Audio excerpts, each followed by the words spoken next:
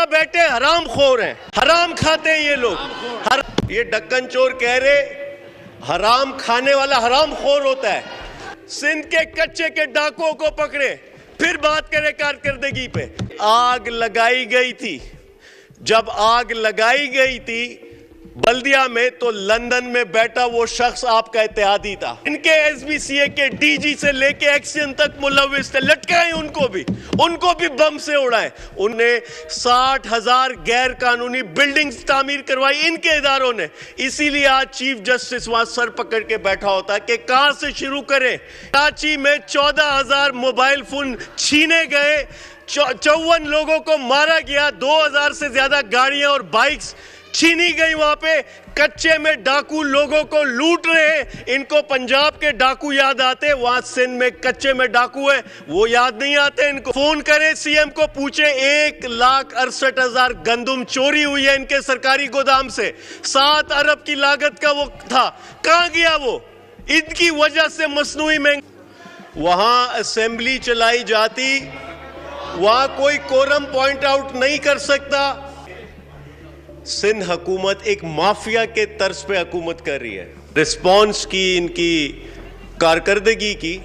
अस्सलाम वालेकुम नाज़रीन कराम, आपको मुकम्मल वीडियो दिखाते हैं। इमरान खान के टाइगर आलमगीर खान ने आज असम्बली में खड़े होकर तबाही फेर के रख दी। आलमगीर खान की ये तकरीर सदियों याद रखी जाएगी। आलमगीर खान ने शहबाज आसिफ जरदारी और उसकी हुकूमत का तिया पांचा करके रख दिया। आलमगीर खान ने मुखातिब करके हुकूमत को क्या कहा और पूरी असम्बली किस तरह लरज़ उठी, आप ये वीडियो देखिए, फिर इस पर डिटेल में बात करते हैं। जनाब डिप्टी स्पीकर साहब,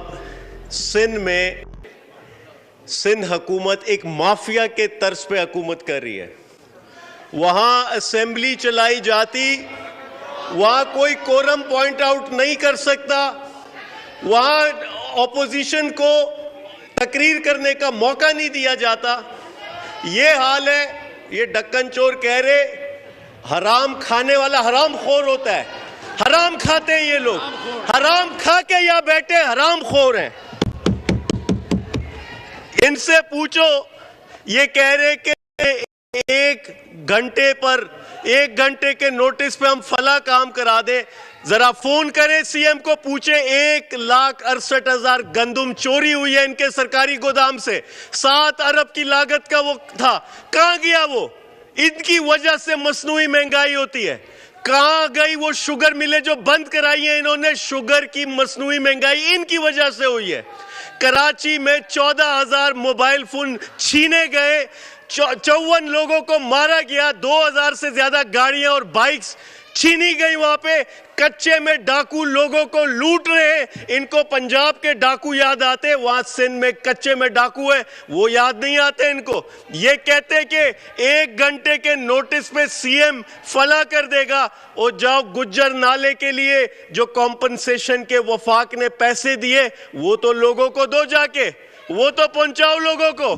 कचरा उठाया नहीं जा रहा और यहां बड़ी बड़ी हांकते, वहां पे गटर उबल रहे। कहां है ये लोग?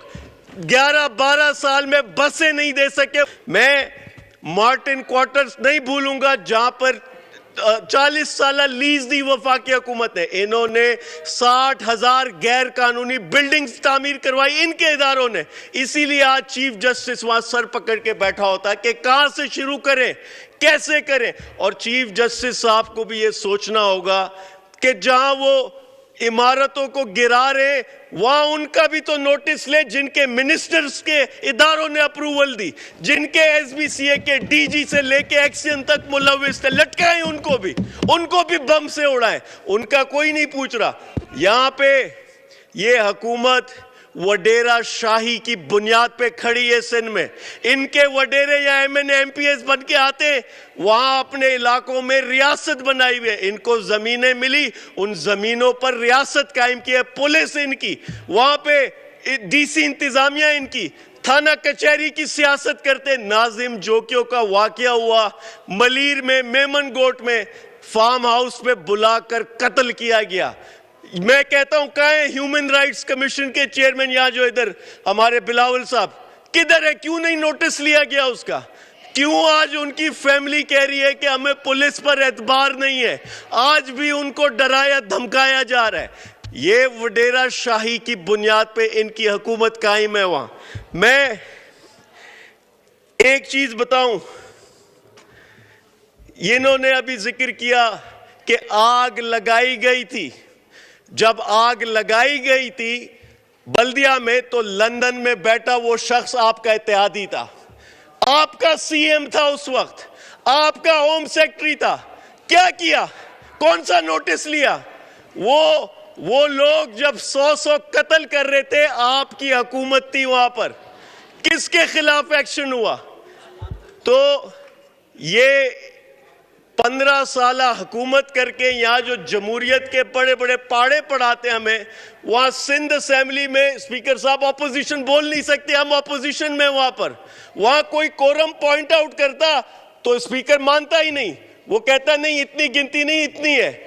बदमाशी करते हैं वहाँ इनके स्पीकर से लेके सीएम से लेके मिनिस्टर्स, और पुलिस को इन्होंने वहाँ कंप्लीट सियासत के लिए इस्तेमाल करते हैं। ये लोग कातिल तो नहीं पकड़े जाते, एमएनए को एक दिन में 2 बार गिरफ्तार करते हैं ये लोग। सिर्फ कसूर क्या? एहतजाज कसूर था। या जमहूरियत के पाड़े ना पढ़ाएं हमें, जाए सिंध को ठीक करें, कराची को ठीक करें, सिंध के कच्चे के डाकुओं को पकड़े, फिर बात करें कारकर्दगी पे। सीएम की यहां मिसालें दे रहे हमें, वो बेड़ा गर्क कर दिया है सिंध का। यहां सीएम को कह रहे 1 घंटे पे वो पता नहीं क्या कर देगा। तो आखिर में मैं फिर से कहूं कि यहां जब बात किया करें तो कुछ सब्सटेंस लाया करें, बताया करें 15 साल में ये किया है, उधर अस्पतालों में, स्कूलों को गाय बकरी भैंसों का बाड़ा बना दिए वहां पर। 5000 स्कूल बंद करने पड़ गए सिंध में।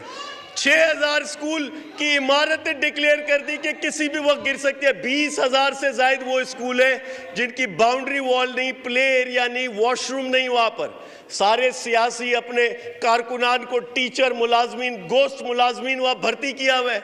सारी सियासत इनकी इसी बुनियाद पे, किसी को फला महकमे में भर्ती कर दो, किसी को फला महकमे में भर्ती कर दो, और फिर आपको क्या आउटपुट मिलेगा, क्या कारकर्दगी मिलेगी? नाज़रीन कराम, आपने वीडियो देखी। इमरान खान के शेर आलमगीर खान ने असम्बली को हिला कर रख दिया। आलमगीर खान ने असम्बली में आसिफ जरदारी की हुकूमत पर तनकीद करते हुए कहा कि आपकी सरपरस्ती में कराची का सत्यानाश हो चुका है, कराची की आवाम रुल गई है। खुदा के लिए खुदा का खौफ करें, कराची की आवाम पर रहम खाएं। किस तरह से आपकी मौजूदगी में गंदम चोरी हो जाती है, किस तरह से ढक्कन चोरी हो जाते हैं, कराची को कोई पूछने वाला नहीं है।